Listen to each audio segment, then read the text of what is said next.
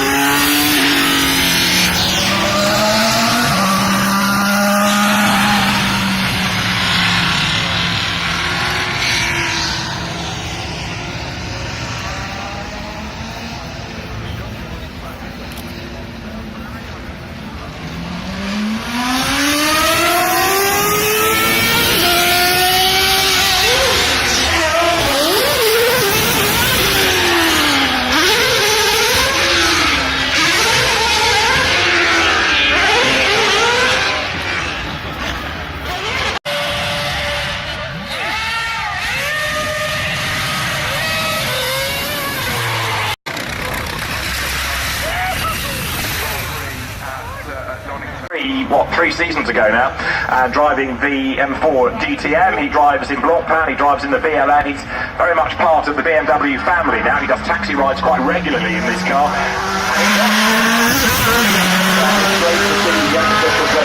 Let's just go back. WM1 with the 6-cylinder engine mounted in the back of it, harking back to the age of the Procar series. Leopold von Bayen, the man who drove the car in its day. Also, we have more BMWs coming up the hill, similar to the 1999 Le Mans 24-hour Victor.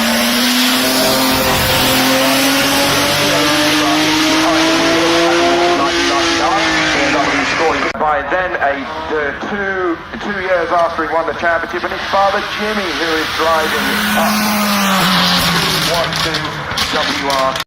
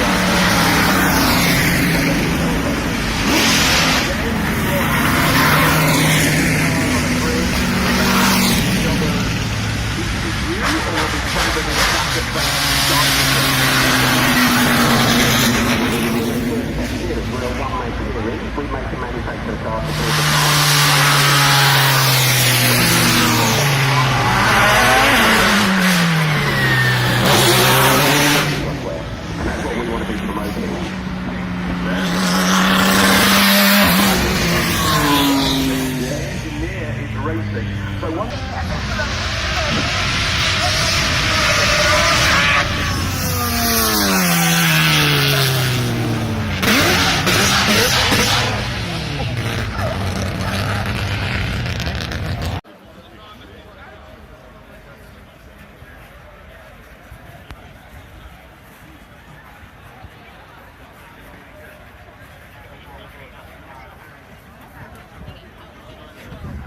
academically like any race car, so we can monitor the performance of the car.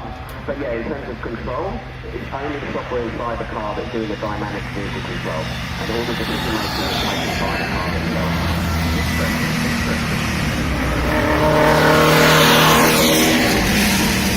Now, the other cars are coming behind what's going on with the FOS.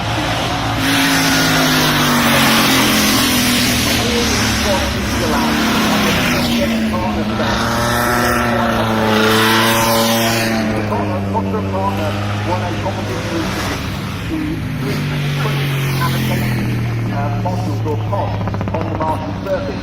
And what we've got here is basically a description of the timing flow. The first thing that happens is a swarm of micro-robots land on the Martian surface. We then start to quickly push a protective dome from the Martian surface. Now we've got a 20-minute time lapse.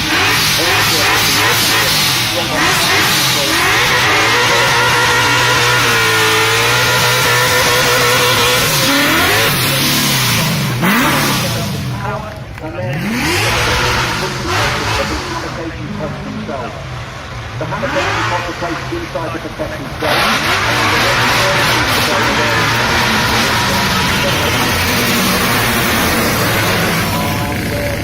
Like greenhouses and labs and so on, but a truly amazing display of technology.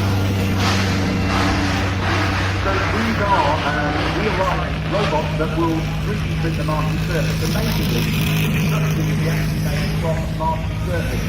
Now the equivalent Earth surface is basalt, so it's about 70% basalt and about 30%. Alright. This will be the Mercedes Grand Prix car from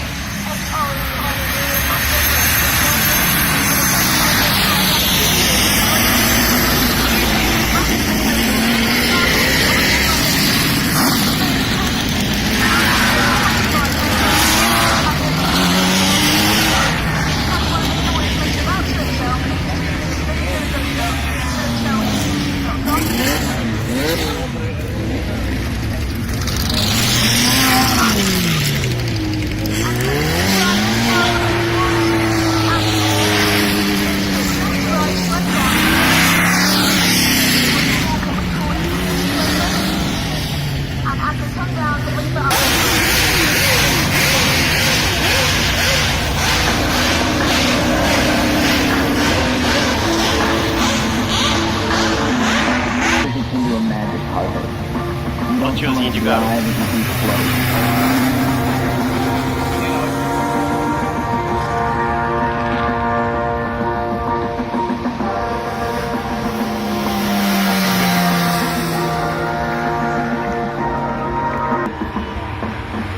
More like that.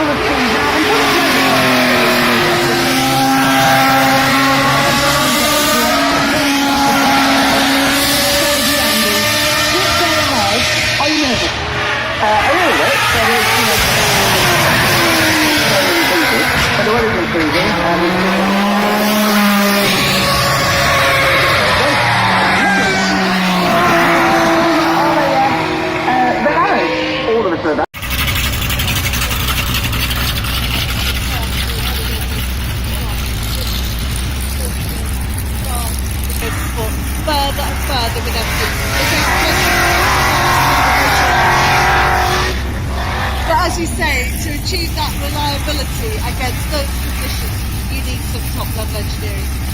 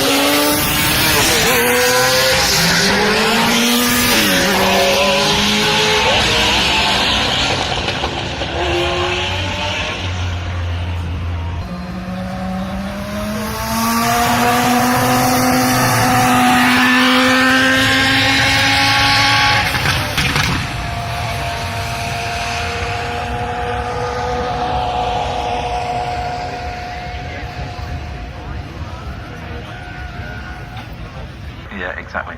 Yeah, there's a few, you see it, which there is more than one heading up as well. It's a fine looking car. That's the S63, so it does the things that the S-Class does in the luxurious engine ought to. And a nice stiff chassis despite having very much drop so. head. Yeah, there was a time, wasn't there, when you'd sit in a car like that and you'd look at the rear view mirror and it would shimmy around in your vision, but no, they just... Ford GT? Ford GT, yes, Yeah. which has taken class win at GTE at Le Mans. Which really is a road car for the a track car for the road, Yeah, isn't it? Rather than a road car going totally, onto the track. Totally. Designed out from the outset along with a Mustang. Realised that the frontal area, no matter what they did, would just be too big, so they developed a new GT from scratch, and it just looks like a racing car. Eventually, just squeaked in the regulations at the end of the year. Isn't that pretty? That is, yes. It's a Lazante take on McLaren's P1LM, which the P1's had an interesting gestation. It was developed as a road car. Then McLaren did the GTR, which was a track-only car by taking took the GTR and made it road. Went further with this by putting their own sort of long-tail version on it. It's a really spectacular looking thing. I spoke to them yesterday. It must be upsetting when a quick car catches up with a slow one. That's why they're... Yeah, that's the inevitability about it. That's the new Lexus. Yeah, they do nice things, Lexus, don't they? They do do. it slightly differently to everybody else. A real Japanese flavour on things, and winning. Which I'm all for. And they're always reliable. They won't let you down. Absolutely. No, exactly. Has a Senna. That is the Senna. Different crowds making their dynamic debuts this weekend. This is the first time that most of us, I think, will have seen the Senna in motion. And is that a fixed rear aerofoil, or it moves a little bit, and I think it can move from one side or the other as well. It's a phenomenal amount of downforce, and it's one. You mentioned the Aston Martin Valkyrie a minute ago. It's one of a few track-focused hypercars which is coming over the next couple of years, which makes life rather exciting, I think. I think Andrew Frankel drove it recently. This event at Estoril, because that's where Senna took his first win in a McLaren. And yes, I've had a go at in and around Silverstone as well. And it's so impossibly fast, but does feel very much like a McLaren, which is impressive. When you read the stats, you think it will be, impossible to drive, but it's actually. Great design house in 991, as do the faster GT2 RS coming up just behind it in yellow. They are similar chassis-wise, but the GT3 RS has a naturally aspirated 9,000 RPM, which is just terrific. GT2 turbocharged. The GT2 behind it is turbocharged, yeah, and that makes a tremendous amount of power, 700 horsepower, which is just off the scale. Yeah. So you can't say GT3 is a GT2 is one.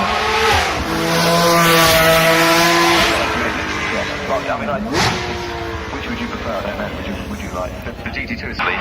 This one has been modified with input from Williams, and it's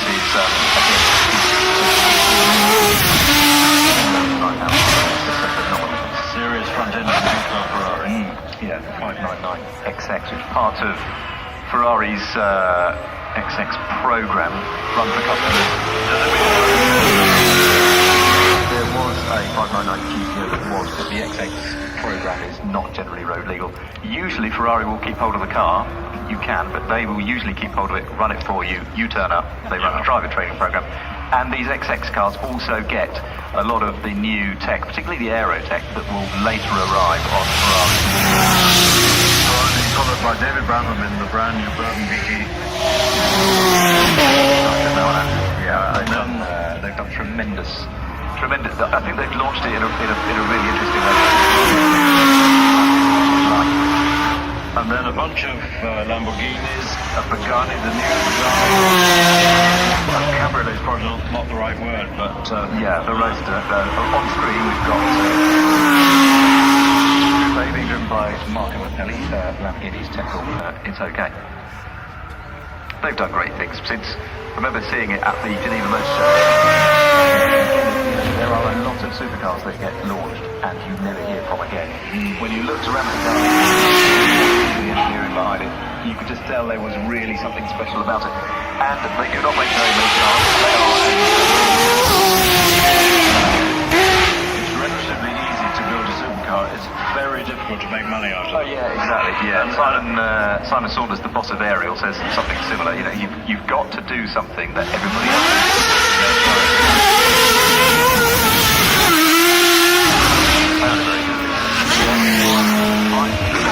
kind of budget that most startups have is a near impossible task. And McLaren, amazing how quickly they got into profit, and now they're producing 3,000 cars a year. Yes, about that. Really well, doing as a car company should, which is the profit from the current models gets invested straight back into the development of the next one. With their road cars. The engineers are not race car engineers, but they run, weirdest time it has run with no tape on it.